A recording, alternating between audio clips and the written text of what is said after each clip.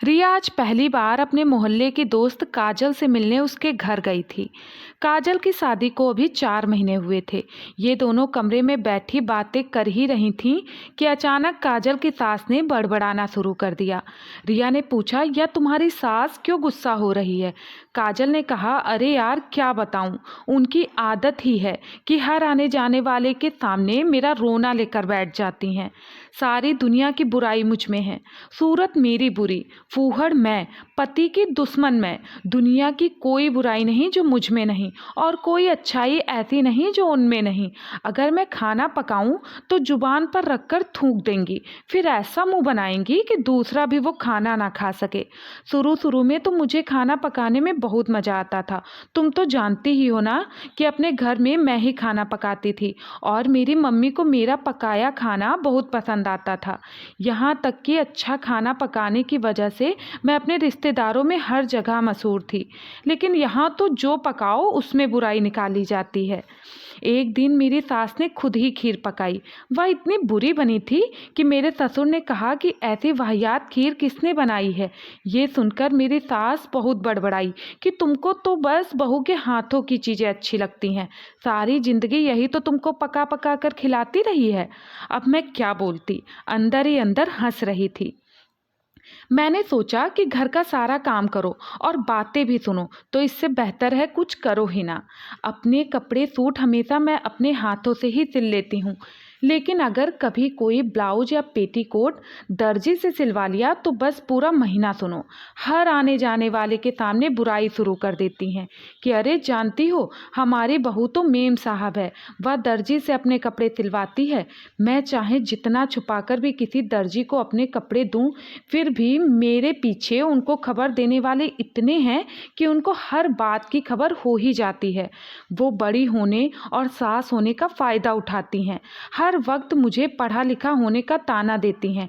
कोई किताब मेरे हाथ में देख लें तो जल भुन जाती हैं। अगर किसी से बात करते देखें तो समझती हैं मैं उन्हीं की बुराई कर रही हूँ। इनको मेरी कोई बात पसंद नहीं। मेरी सास को सबसे ज़्यादा बुरा तब लगता है जब हम दोनों पति पत्नी को खुश देखती हैं। अगर मेरे पति कभी कुछ मेरे लिए ले आए और मेरी सास को खबर हो जाए तो जल भुन जाती हैं और उठते बैठते मेरे पति को ताने देती हैं कि तुम तो बीवी के गुलाम हो, और फिर हर वक्त मेरी बुराई उनके सामने करती हैं। मेरे पति सुनकर टाल देते हैं और कभी कभी माँ से बिगड़ भी जाते हैं, और कभी हंसकर कह भी देते हैं कि हाँ माँ, ये बहुत बुरी है, मेरी दूसरी कर दो। पति का ये जवाब सुनकर मेरी सास को और ज़्यादा गुस्सा आ जाता है और सुनाने लगती हैं कि अगर तुम्हारे में इतनी ही हिम्मत होती तो यह तुम्हारे सिर पर ना चढ़ती। और फिर दूसरों के सामने कहती फिरती हैं कि मेरा लड़का तो अपनी किस्मत को रोता है, मुझसे कहता है कि मेरी दूसरी शादी करा दो। उन्हें सबसे ज़्यादा दुख तब इस बात का है कि मेरे पति मुझसे मोहब्बत क्यों करते हैं। अगर मेरे कमरे में आई और मेरे पति को मुझसे हंसकर बोलते देख लिया तो फिर आफत आ जाती है, और तो और हर वक्त मेरी शक्ल की बुराई उनके सामने किया करती हैं। मेरे पति भी शरारत में कह देते हैं कि अम्मा, सारी बुराइयां तो ठीक हैं, लेकिन शक्ल तो उसकी बहुत अच्छी है। मेरे पति का इतना कहना फिर सास को जैसे मिर्ची लग जाती हो। शर्म नहीं आती तुझे? जोरू की तारीफ करता है मेरे सामने। मेरे पति को ये सुनकर हंसी आ जाती है, लेकिन मेरा दिल जल जाता है। मेरी देवरानियाँ जेठानियाँ सास की कड़वी जुबान की वजह से घर से अलग होकर शहर में रहती हैं। जब भी वो सब थोड़े दिनों के लिए घर आती हैं तो 2-4 घंटे तो उनकी खातिरदारी होती है, और फिर उनमें बुराई निकालना शुरू कर देती हैं। बुरी तो सारी बहुएं हैं, लेकिन सबसे ज़्यादा बुरी मैं हूँ। जब सारी बहुएं घर आती हैं तो मुझे ये ताना मिलता है कि मैंने सारी बहुओं को बुलाकर सास के खिलाफ षड्यंत्र बनाए हैं। बदकिस्मती से मैं थोड़ी पढ़ी लिखी हूँ तो मेरे सास मुझे मेम साहब कहकर बुलाती हैं। जब ये अपनी बड़बड़ाहट शुरू कर देती हैं तो मैं दूसरी तरफ जाकर दरवाज़ा बंद करके कुछ काम करने लगती हूँ, जिससे ना सुनूंगी और ना बुरा लगेगा।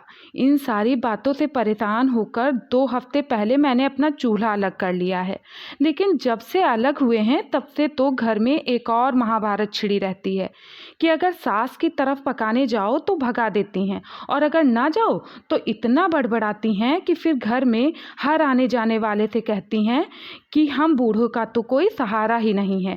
ऐसी बहू मिली है कि एक रोटी पकाकर नहीं खिला सकती है। अब तुम ही बताओ यार, मैं क्या करूं? आज सुबह से बराबर बड़बड़ाए जा रही हैं।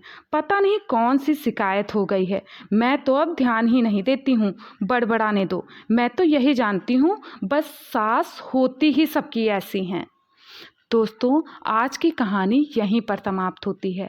अगर आप लोगों को यह कहानी पसंद आई हो तो वीडियो को लाइक और चैनल को सब्सक्राइब ज़रूर करें। धन्यवाद।